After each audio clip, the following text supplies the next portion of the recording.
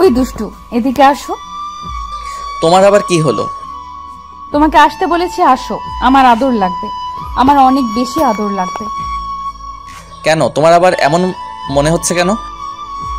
আজব তো, আমার যখন আদর লাগবে আমি তোমাকে ডাকবো না নাকি? রাস্তার কোনো ছেলেকে ডেকে এনে আমি আদর চাইবো বলো? কি সব বাজে কথা, এসব কে শেখায় তোমাকে? কে শেখাবে আবার? তাছাড়া তুমি তো খুব ভালো করে জানো যে আমি তোমাকে কতটা ভালোবাসি, তাহলে শেখাতে হবে কেন? আর দেখো, এইসব বাজে কথা একদম বলবে না। আমি খুব ভালো করে জানি যে তুমি আমাকে ভালোবাসো। তাছাড়া তোমার কাছে আদর চাইলে তুমি যে আমাকে আদর করবে সেটা আমার জানা আছে। এখন কথা না বাড়িয়ে কাছে আসো। তাই? তারপর আসলে যদি অ্যাকাউন্ট হয়ে যায় তখন তো তুমি বলবে তোমার আর ভালো লাগছে না, আর পারবে না। কিন্তু আমার তো 2-1 রাউন্ডে হয় না, অনেকগুলো রাউন্ড লাগবে। এখন ভেবে বলো তুমি আমাকে আদর দিতে পারবে কিনা। যদি সম্পূর্ণ আদরটা দিতে পারো তাহলে আমি তোমার কাছে আসবো, না হলে না। আরে বাবা, হ্যাঁ দিতে পারবো।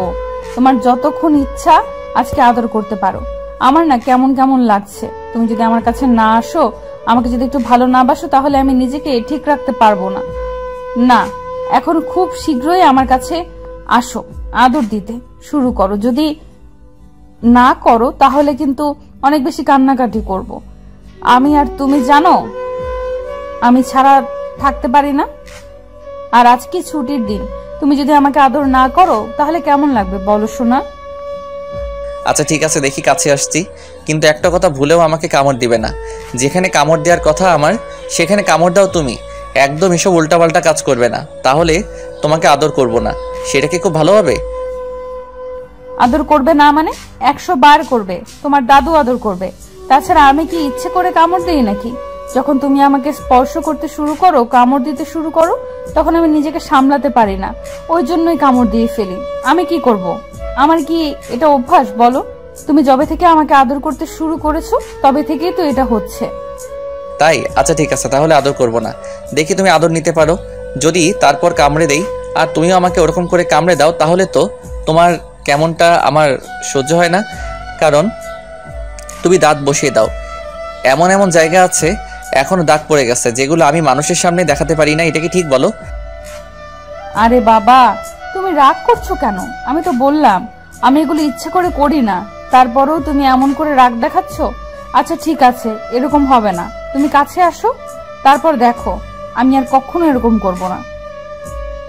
ঈশানের দেরি না করে ওর কাজগুলো ফেলে রেখে নিজের কাছে আসলে লিজা আসতে দিকে ঘুরলে, তারপর গলার উপর দিয়ে 2 হাত রাখলো আর ঈশান ওর কোমরে জড়িয়ে ধরে লিজার চোখের দিকে তাকিয়ে আছে। এই চোখের মায়ায় ঈশান যখন তখন ডুবে যেতে পারে। আপনারা কি ভাবছেন এখানে কি হচ্ছে? লিজা আর দুজনেই স্বামী স্ত্রী, সেটা হয়তো ওদের কথাতেই বুঝে গেছেন। আর এখানে কি হতে পারে সেটা আপনারা বুঝেছেন। আসলে লিজাকে ঈশান প্রথম দেখাতে ভালোবাসছিল, তাই লিজা ছিল ঈশানের ভাইয়ের বান্ধবীর ছোট বোন। আর ওই হিসেবে যখন লিজার আপু ওদের বাসায় আসতো তখন লিজা মাঝে মধ্যে আসতো, কিন্তু ঈশান যখন ওকে দেখেছিল তখন থেকে ওকে ভালোবাসতো, তাই ওকে বোঝানোর চেষ্টা করতো। তারপর প্রথম যেদিন ঈশানের সাথে লিজার কথা হয় সেদিন লিজার সাথে ঈশান ফ্লার্ট করার চেষ্টা করেছিল, কিন্তু লিজা সেটা বুঝেও থেকে দূরে থাকার চেষ্টা করে।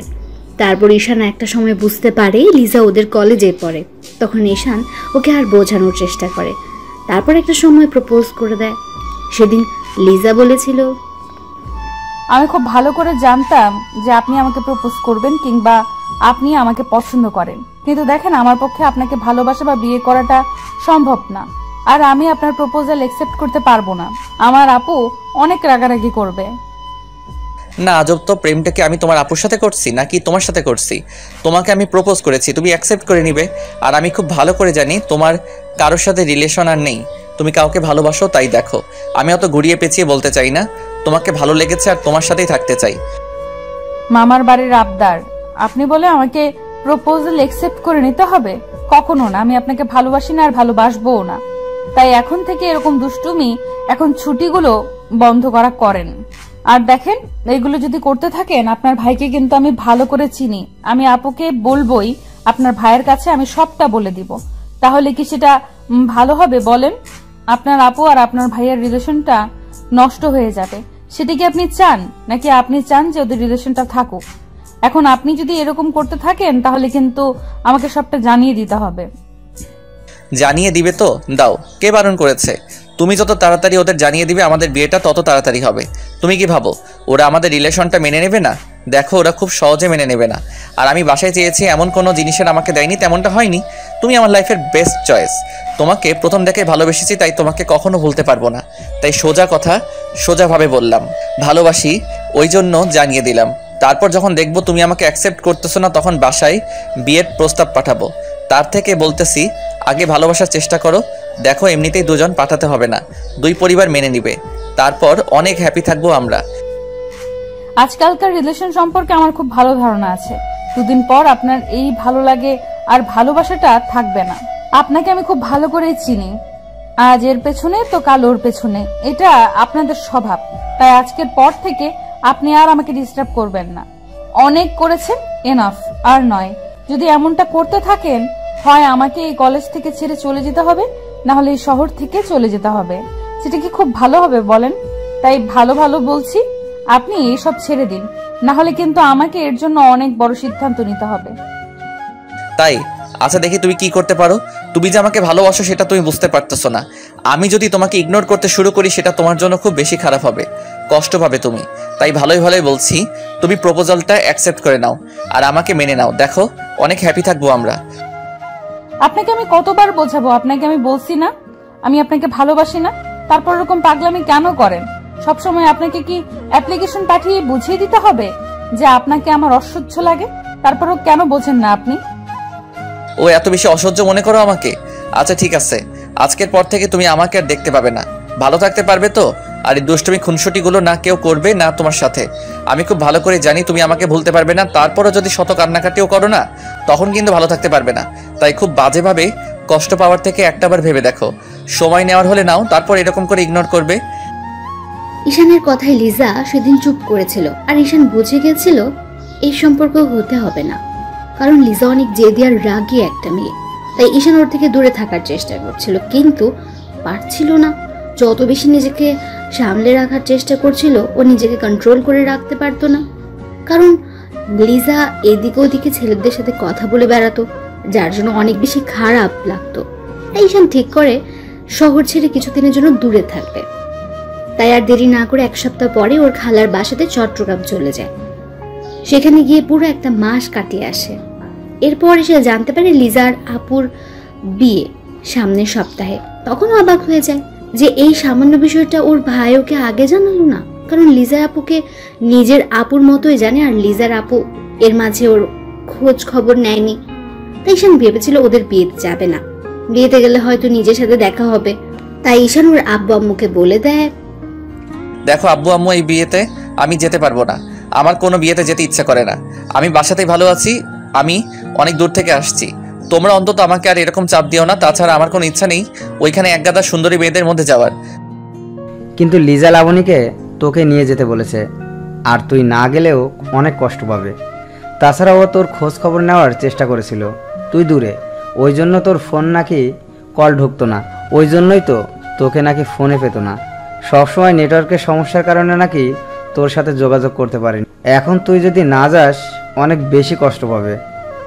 সবার জোড়াজোড়িতে ঈশান শেষ পর্যন্ত যেতে বাধ্য হয়। যাওয়ার পর দেখতে পায় যে বিয়ে বাড়িতে অনেক সুন্দর করে সাজানো হয়েছে। তখন ঈশানকে একটা জায়গায় বসে রইল, কারণ আলাদা একটা জায়গায় বসলো যেন লিজার সাথে ওর কখনো দেখা না হয়। কিন্তু হুটহাট করে কোথা থেকে যেন লিজা এসে ওর সামনে দাঁড়ালো। লিজা ঈশানকে দেখে অবাক হয়ে গেল। একটা মেয়ে ওর সামনে দাঁড়িয়ে আছে, কেমন বিয়ের সাজে লেহেঙ্গা পরেছে, এত সুন্দর করে সেজেছে, যার জন্য মেয়েটাকে একদম বড়িদের মতো লাগছে। ঈশান একবার ওর দিকে তাকিয়ে তারপর সেখান থেকে চলে আসতে গেলে লিজা ঈশানের একটা হাত ধরে, সাথে সাথে হাতটা ছাড়িয়ে নেয়। তারপর লিজার দিকে ঘুরে বলতে শুরু করে, কি সমস্যা কি আপনার? এখানে আসছি দেখে এখন অপমান করবেন নাকি তাড়িয়ে দেওয়ার জন্য কোনো নাটক করবেন? এসব কিছুই করতে হবে না। দেখেন আপনার আপু আসতে বলেছিল, এই জন্য এসেছি। আর তাছাড়া আমি তো আপনার সামনে আসি না। তাহলে এখানে আসছি বলে কি অনেক বেশি খারাপ লাগছে? তাহলে বলে দিন আমি চলে যাচ্ছি। ঈশান, তুমি এরকম করে কথা বলতেছো কেন? তুমি জানো না তোমার এই ইগনোর করলে আমি নিতে পারি না? তারপর আজকে এতগুলো দিন পর আমি তোমাকে দেখতে পাচ্ছি। তোমাকে দেখার পর আমার ভেতর কি চলছে আমি তোমাকে কি করে বোঝাবো? তোমাকে আমি বলতেই পারছি না। আমি তোমাকে ছাড়া এতদিন কি করে ছিলাম। লিজার এমন ধারা কথাতে ঈশান অবাকের চরম মাত্রায় পৌঁছে গেল, কারণ লিজা বলছে এমন কিছু, তাই ওর চোখের দিকে তাকিয়ে রইল। এর মাঝে লিজার আপু এসে ওর পাশে দাঁড়ালো। ঈশান ওনার দিকে তাকিয়ে রইল। এবার লিজা আপু বলতে লাগলো, দেখো ভাইয়া, আমি লিজার মুখ থেকে সবটা শুনেছি। তোমার এই একটা মাস চলে যাওয়াতে আমার বোনটা পুরো পাগল হয়ে গেছিল। ও বারবার তোমার বাসায় যেত, তোমার কথা জিজ্ঞাসা করত, কিন্তু বলতে পারছিল না ও তোমাকে ভালোবাসে। আর ও হয়তো তোমার সাথে তখন ভুল করেছে আর ইগনোর করে অন্যায় করেছে, তার জন্য অনেক কষ্ট পেয়েছে। তোমার বন্ধুদের সাথে সবসময় কথা বলতো তোমার বিষয়ে, কিন্তু ওরা কিছু বলতো না। আজকে আমার মনটা 1 মাস যাবত ঠিকমতো খাওয়া দাওয়া করে না, শুধু তোমার জন্য, তোমাকে ভালোবাসি বলে। তাই তুমি আর ওকে কষ্ট দিও না প্লিজ। আপু, আপনাদের কি মাথা খারাপ হয়েছে? কিসব বলছেন?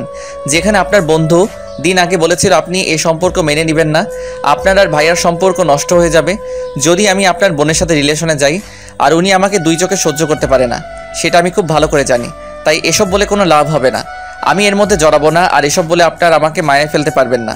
আমি বুঝতে পারছি আপনার আমাকে অপমান করার জন্য এমন একটা করেছেন, তো দেখেন এখানে অন্তত কোনো সিন ক্রিয়েট করবেন না, তাতে আমার আব্বু আম্মুর সম্মানটা নষ্ট হয়ে যাবে। লিজা বুঝতে পারছে, তাই তাড়াহুড়ো করে এসে ওকে ঝাপটে জড়িয়ে ধরেছিল, কান্না করে দিয়েছিল। তখন ঈশান ওর আপু, তারপর আব্বু আম্মু পর্যন্ত ছিল, কারণ লিজা নাকি এর মাঝে অনেক পাগলামো করেছে। ঈশানকে কষ্ট দিয়েও নিজেও ভালো থাকতে পারেনি, অনেক কান্নাকাটি করেছিল সে। এমনকি ঈশানের পুরো পরিবারই বিষয়টা জানে, আর আজকে ওদের বিয়ে দেওয়ার জন্য এখানে ঈশানকে নিয়ে এসেছে। ঈশান এমন কিছুর জন্য অবাক হয়ে গেল, কারণ যেখানে বিয়ে হওয়ার কথা নাকি ওর লিজা আপুর, সেখানে লিজার বিয়ে হবে। এমন কিছু শুনে অবাক হয়ে যায় সে।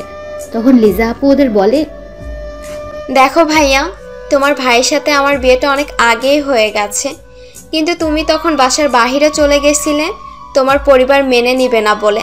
আমরা কোর্ট ম্যারেজ করে রেখেছিলাম, আর 15টা দিন আগে সবটা ঠিক হয়ে যায়। তারপর আমরা ঠিক করি যে তোমাদের বিয়েটাও দিব। ওই জন্য আমরা তোমাকে কৌশলে বাসায় আসতে বলি, আর বলেছিলাম আমাদের বিয়ে হবে। আর এখানে তুমি আসবে না ফিরে, এরকমটা করতে এসে প্লিজ তুমি রাগ করে থেকো না। লিজার আব্বু মুখের এমন কথা শুনে কিছু বলার অবস্থা ছিল না, ভাবতে পারেনি যে বাসায় আসার সাথে সাথে ওকে বিয়ে করতে হবে। ঈশান বিয়ে করতে চাইছিল না বলে লিজা কান্নাকাটি করছিল। শেষ পর্যন্ত কান্না করতে করতে জ্ঞানই হারিয়ে ফেললো। তারপর আধা ঘন্টা পর জ্ঞান ফিরতে ঈশান কোনো উপায় না পেয়ে লিজাকে কোলে করে তারপর স্টেজে বসিয়ে দেয়। ওর একটা হাত জড়িয়ে ধরে রেখেছিল পুরো বিয়ের সময়টা জুড়ে। তখন আর কি বিয়েটা করে নেয়, আর তারপর থেকে ওদের ভালোবাসাটা চলছে। আর লিজা রোজ ঈশানের কাছ থেকে ভালোবাসার আদায় করার জন্য ওকে নানাভাবে নিজের কাছে টেনে নেওয়ার চেষ্টা করে, আর আজকেও সেটাই করছিল। ছুটির দিনে সকালে বসে কাজ করছিল, তাই লিজা ওকে কাছে টেনে নেওয়ার জন্য এমন করে কথা বলল, কিন্তু ঈশান আসতে চাচ্ছিল না বলে লিজা ওকে এমন কিছু বলল। তো ঈশান লিজার চোখের দিকে তাকিয়ে আছে, ঠোঁটের উপর আঙ্গুল দিয়ে দেখিয়ে দিয়ে বলল, আমার এখানে আদর লাগবে, এখনই দাও। ঈশান আর দেরি না করে লিজার মুখের এক পাশে হাত রেখে ওর 4 ঠোঁট এক করে দিল। তো ভালো থাক ভালোবাসা।